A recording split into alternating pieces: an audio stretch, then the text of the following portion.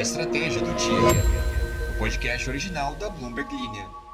Imagina que você é um CEO de um dos maiores bancos do mundo e de repente recebe uma notificação no celular. Não é do aplicativo do banco, não é do cartão de crédito, é simplesmente o presidente dos Estados Unidos te dando uma bronca pública. Foi mais ou menos isso que aconteceu com David Solomon do Goldman Sachs. Trump não só disse que o banco errou feio na previsão sobre o impacto das tarifas, como ainda sugeriu que o CEO largue o cargo e volte a ser DJ. Sim, DJ. Música eletrônica e café.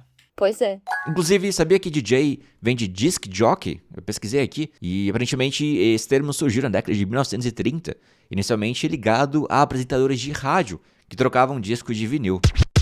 Mas a questão é que Trump criticou então o CEO do Goldman Sachs e isso acabou elevando a pressão sobre bancos e Wall Street em geral. Então, bora falar sobre isso, assunto bem polêmico e importante. Não a parte do DJ, mas o resto. E não que DJs não sejam importantes, mas não que eles sejam também.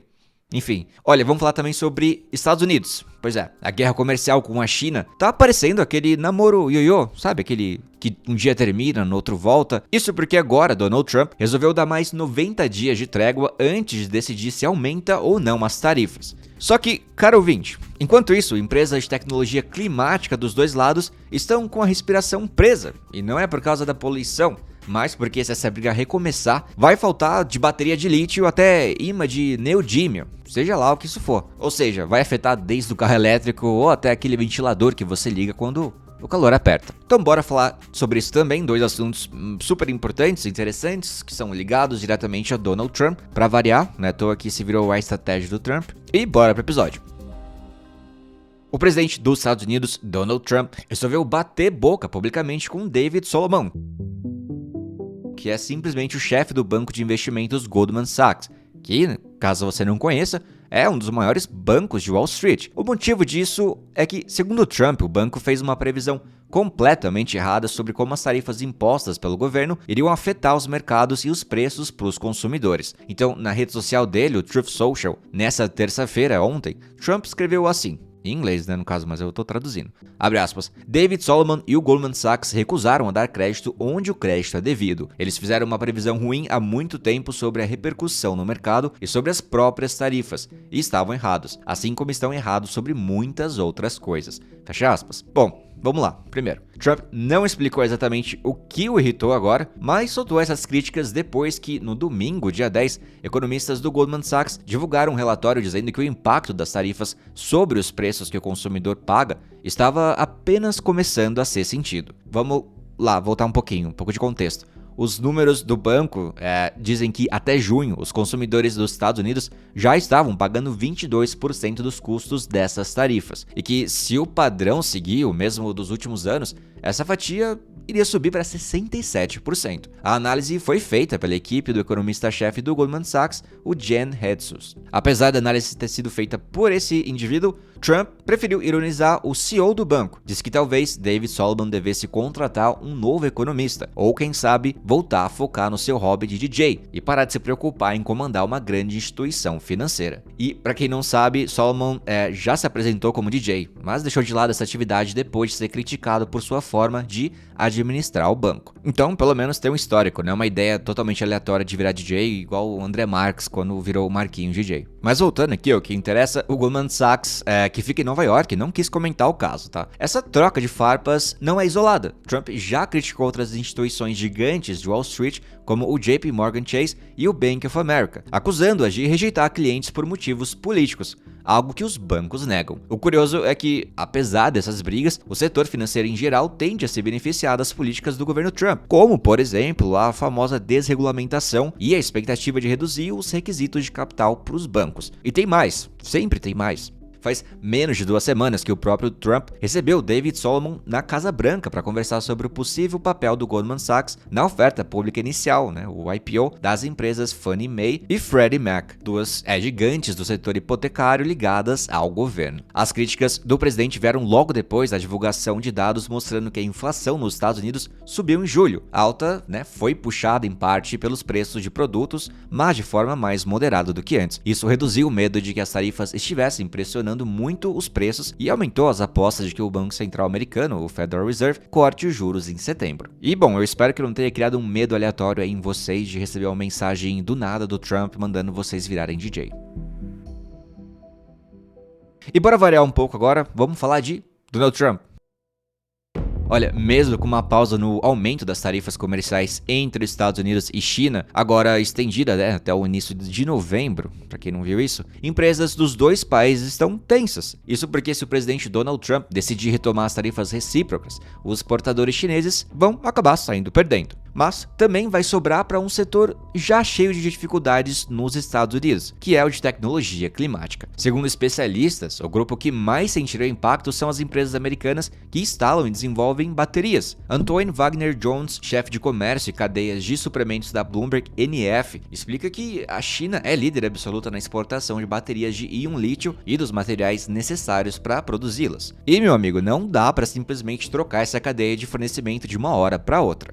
Vamos lá então, o que acontece com baterias? Nos primeiros 5 meses desse ano, de cada 5 baterias de íon lítio importadas pelos Estados Unidos, simplesmente 3 vieram da China. Essa dependência ainda é maior no caso das baterias de fosfato de ferro e lítio, que são muito usadas por empresas de energia elétrica. Tom Morenhout, professor da Universidade de Columbia, diz que isso vai afetar diretamente o mercado americano de armazenamento de baterias. E como essas baterias são essenciais para equilibrar a produção intermitente de energia renovável, o efeito, é claro, vai atrasar a transição para energias limpas. Para você ter uma ideia, hoje as tarifas sobre baterias fabricadas na China para uso em escala de serviços públicos já chegam a quase 41%. Outros países, como a Coreia do Sul, poderiam fornecer alternativas, mas o preço é mais alto. E para piorar, Trump também colocou uma tarefa de 15% sobre baterias importadas da Coreia. Mesmo com os Estados Unidos tentando criar uma cadeia de produção nacional de baterias, isso, como tudo, leva muito tempo. E os fabricantes que já estão operando no país também seriam prejudicados, porque dependem de componentes importados como cátodos e ânodos, muitos vindo justamente da China. Então empresas como a LG Energy Solution e Fluence Energy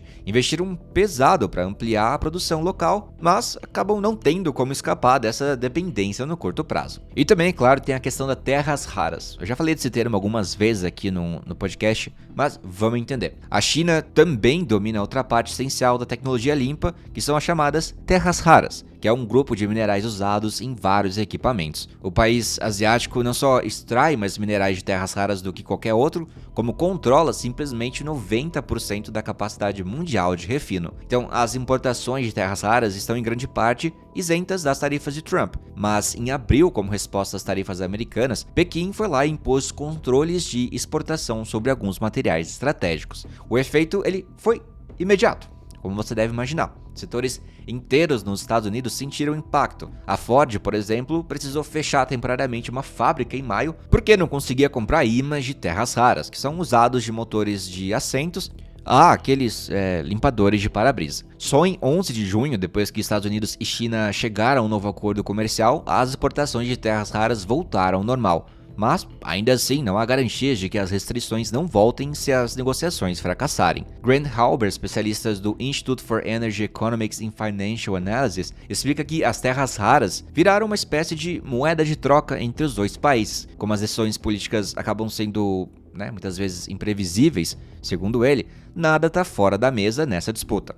Então, se a China voltar a usar as terras raras como arma, muitos fabricantes de tecnologia limpa nos Estados Unidos vão acabar sofrendo. Os ímãs de neodímio, por exemplo, são vitais para motores de carros elétricos e também usados em turbinas eólicas. E olha, tem efeitos de longo prazo também nessa história. Tudo isso acontece no momento em que Trump vem cortando o apoio do governo para diversas tecnologias de redução de emissões, com destaque para veículos elétricos e energia eólica. E vale lembrar, claro, que esse corte aí de incentivo para carros elétricos acabou irritando muito o seu maior parceiro na época, que era Elon Musk, nosso querido elemento. Esse elemento chamado Elon Musk. O setor de energias renováveis ficou surpreso com a intensidade desses cortes, claro, e isso já reflete nos números. Só no primeiro semestre de 2025, empresas cancelaram, fecharam ou reduziram projetos verdes lá nos Estados Unidos, que juntos somavam mais de 22 bilhões de dólares, segundo o grupo de pesquisa E2. E esses números nem incluem o efeito da nova lei tributária assinada por Trump, que acabou com incentivos para a tecnologia limpa,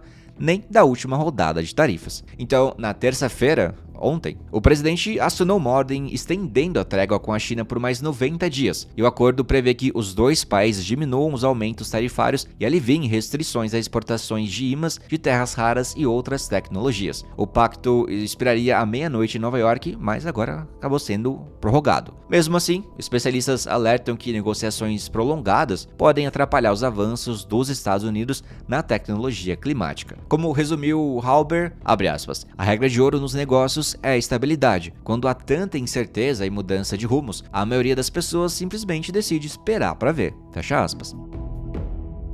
E bom, gente, eu sou o Alan Blanco, as informações são da Bloomberg News e o episódio foi editado por Lorian Queiroz. Uau.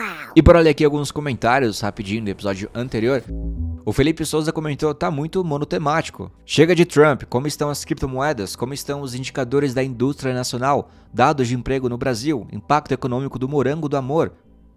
Alguma área de Deep Tech está emergindo no Brasil? Só algumas ideias. Felipe, foi talvez o pior episódio possível para você ter comentado antes, mas vou variar um pouco mais. Espero que o cenário internacional ajude também. Beatriz Saltão diz, não confio na Temo de jeito nenhum. Aquelas propagandas não ajudam muito, né? Dani diz, no caso sou eu o cara chato do escritório, já que sigo e escuto a estratégia do dia há um bom tempo. João Vitor Batiste diz, olha, eu sugiro uma reportagem sobre a Shopee e como ela já virou parte do dia a dia das classes C e D. Você encontra objetos muito mais baratos que no shopping e até no centro da cidade. Pelos reviews com imagens, inclusive, é possível verificar no contexto que geralmente são essas pessoas que compram lá. Seria algo muito interessante, inclusive falando do impacto que tem nas vendas com as ofertas de fretes grátis para qualquer valor. Interessante mesmo, ótima pauta. Vou sugerir aqui pro Sérgio Ripardo, que costuma cobrir varejo aqui para Bloomberg Linha. Robson Souza diz, venham conhecer Chique Chique. Robson, você é mesmo de Chique Chique, Bahia? Joaquim Marçal diz, e pensar que eu ajudei o grupo CIA no começo, recarregando diamantes no Free Fire lá na época da pandemia. Olha só.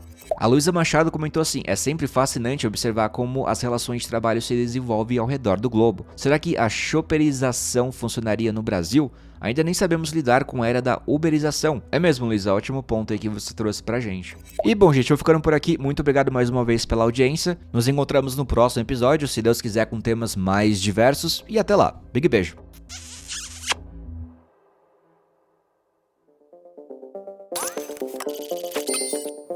Achou que tinha acabado, né? Vim dar uma última passadinha para lembrar de que fazemos esse podcast com muito carinho. Toda a equipe se dedica para vocês terem um podcast diário e gratuito de alta qualidade. Se puderem seguir a gente aqui, obrigado. Talvez não te extermine quando as máquinas dominarem o mundo. Uau. #FaleitoLeve. Música eletrônica e café. Pois é.